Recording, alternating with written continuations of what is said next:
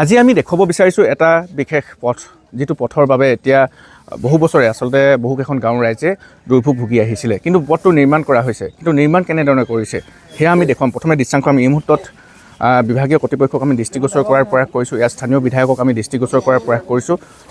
চপৰে খহিছে, মাত্ৰ দুদিন হৈছে নিৰ্মাণ কৰা। আচলতে সম্পূৰ্ণ ইয়াতে আমি যদি অকণমান আমি কাষৰ পৰা দেখাব বিচাৰিছোঁ, সম্পূৰ্ণ মাটি আছে, মাটি থকা অৱস্থাতে তেওঁলোকে পথছোৱা নিৰ্মাণ কৰিছে, যাৰ বাবে এতিয়া ক্ষোভিত হৈ পৰিছে গাঁৱৰ ৰাইজ, মহিলাসকল ওলাই আহিছে, লোকসকল ওলাই আহিছে।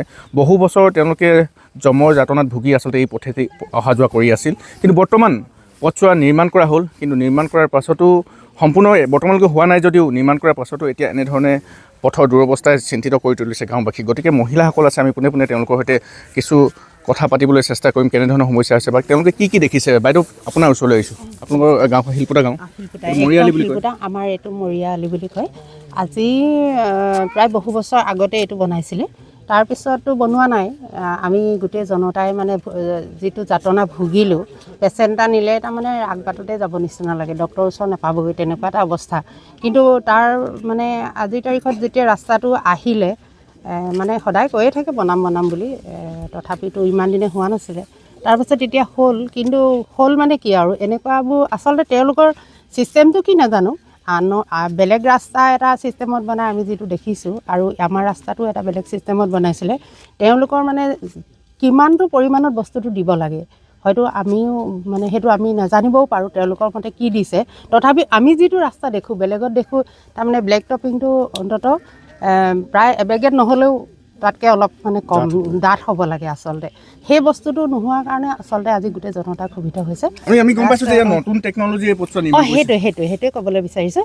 নতুন টেকন'লজি লগাইছে তেওঁলোকে, আৰু সেইটো কাৰণে আমি আচলতে ক'ব পৰা নাই বস্তুটো কিমানটো পৰিমাণত তেওঁলোকে দিব লাগে, সেইটো আমি আচলতে জনা নাই। এতিয়া কি হৈছে মানে এৰি গৈছে ৰাস্তাটো এৰি গৈছে। ধূলি বালি আছে, তেওঁলোকে আচলতে চাফা তাফা ভালকৈ নকৰিলে, সেইটো কথা আচলতে। সেইটোৱে কোনে কাম কৰিছে কোম্পানী ঠিকাদাৰ বিশেষ মই নাজানো। তেওঁলোক বাহিৰৰ মানুহে আহিছিলে, বাহিৰৰ মানুহ লগ পাইছিলোঁ, কলিকতা আৰু এনেকুৱা বিহাৰ ছাইডৰ মানুহে কাম কৰিছে। আচলতে বস্তুটো এনেকুৱা ধৰণৰ, ৰাস্তা এটা এইবছৰ বনিলে আকৌতো অহা বছৰ নবনে, নহয় জানো বাৰু?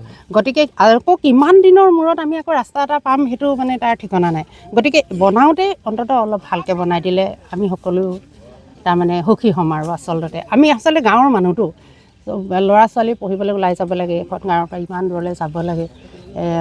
গতিকে যোগাযোগৰ মাধ্যমটো যদি আমাৰ, বিশেষকৈ ৰাস্তাটো যদি আমাৰ ভাল নহয়, তেতিয়াহ'লে নিশ্চয় বেয়া লাগিব, নহয় জানো বাৰু? ধন্যবাদ জনাইছোঁ। আৰু লোক আছে, আমি কথা পাতিবলৈ চেষ্টা কৰিম। এটা আপোনাৰ ওচৰলৈ আহিছোঁ, কেনেকুৱা দেখিছে? বেয়া দেখিছোঁ, ভাল কৰিব লাগে ন। ইমান দিনৰ মূৰত ৰাস্তা এটা পাইছে আপোনালোকে। এতিয়া সেইকাৰণে আমি চিন্তা কৰিছোঁ যে ভাল কৰাটোৱে আমি চিন্তা কৰিছোঁ। আমাৰ এতিয়া যাবলৈ লগে গা ভাল নাইকিয়া হ'লে গাড়ী এখন আনিবলৈও দিগদাৰ হয়।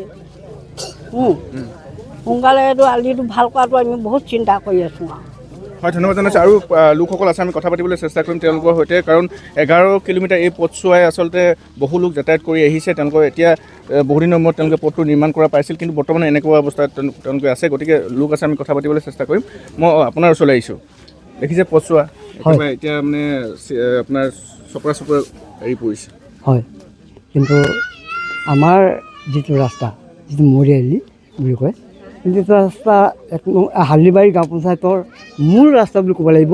যিটো ৰাস্তাৰ মাজেদি ল'ৰা ছোৱালী কলেজলৈ যায়, ল'ৰা ছোৱালী মানে ইউনিভাৰ্চিটিলৈ যায়, আৰু এই ৰাস্তাৰ যোগেদি কি হৈছে ল'ৰা ছোৱালী ঘৰত থাকিও মানে ইউনিভাৰ্চিটি পঢ়িবলৈ যায়, কলেজলৈ পঢ়িবলৈ যায়। কিন্তু মূল বস্তুটো যদি এনেকুৱাই ভগ্নমুখী হৈ যায় প্ৰথম নিৰ্মাণতে, প্ৰথম কাৰ্যতে, তেতিয়াহ'লে অদূৰ ভৱিষ্যতে আমাৰ ল'ৰা ছোৱালীবিলাকে এনেকুৱা হৈ যাব যাতে শিক্ষা দীক্ষাৰ পৰা বঞ্চিত হৈ যাব লাগিব। গতিকে আমি আশা ৰাখিছোঁ, আমি চৰকাৰকো কৈছোঁ এইটো কথা যে আমাৰ যিটো কাম কৰা হয় সেইটো কাম একদম ন্যায়ৰূপে কৰিব লাগিব, কটকটীয়া হ'ব লাগিব।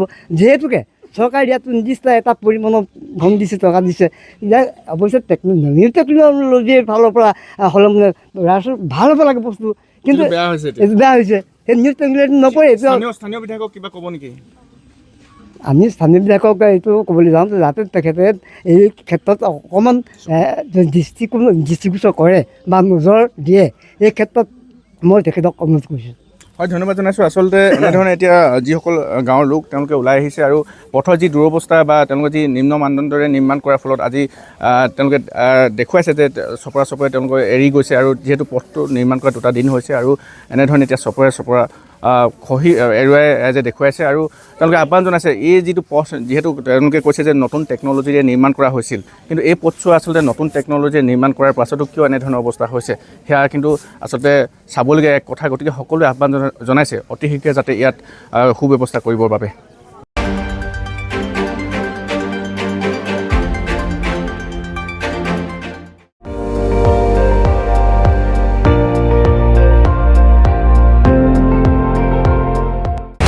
আপুনি চাই আছে ND24, সৰ্বশ্ৰেষ্ঠ নহয় সৰ্বোত্তমৰ দৌৰ।